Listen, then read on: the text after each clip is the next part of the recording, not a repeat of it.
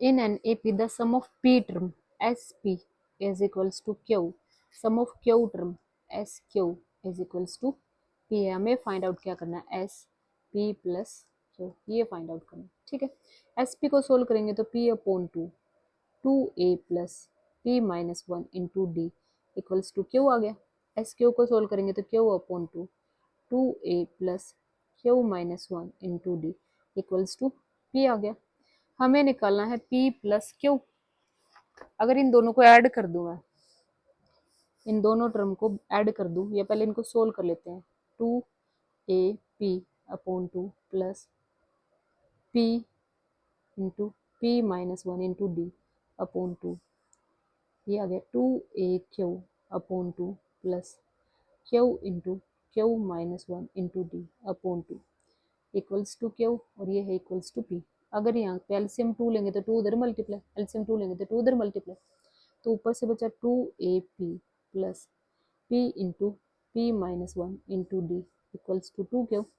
To A Q plus Q into Q minus one into D equals to two P. Again इसमें अंदर वाले term को solve कर लेंगे. Two A P plus P square D minus P D equals to two Q. Two A Q plus Q square D minus Q D equals to two P.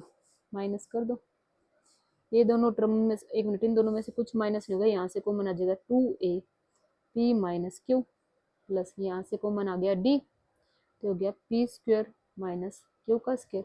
यहाँ से common आ गया D, minus sign भी है तो minus भी common आएगा, तो माइनस माइनस प्लस हो गया, तो P minus Q equals to two Q minus two P. ठीक है, ये सारी चीज़ें कॉमन आ गई अगर हम इन दोनों टर्म को माइनस करेंगे. अब यहाँ से आ जाओ, क्या कुछ कॉमन आ रहा है, two A P minus Q plus D into P square minus Q square. मैंने आइडेंटिटी बताई थी क्या, ए का स्क्वायर, ये आइडेंटिटी है, ए का स्क्वायर माइनस बी का स्क्वायर इक्वल्स टू क्या है, A minus B and A plus B. तो P square minus Q square को अगर हम ओपन करेंगे तो क्या आएगा, P minus Q P plus Q. तो P square minus Q square को ओपन करें, P minus Q P plus Q minus D into P minus Q equals to two into two, यहाँ से कॉमन आएगा तो क्यू माइनस पी. ठीक है, P minus Q P minus Q P minus Q, पूरी term से P minus Q common आ गया. यहाँ से बचा two A plus D into P plus Q और minus D equals to two into Q minus P.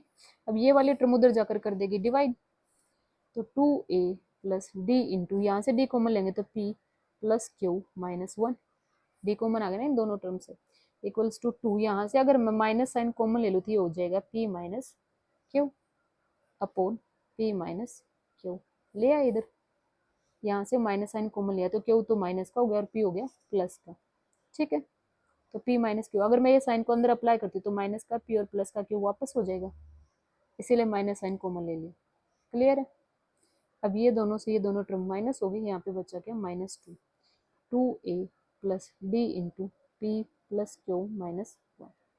ठीक है, अब क्या करना है,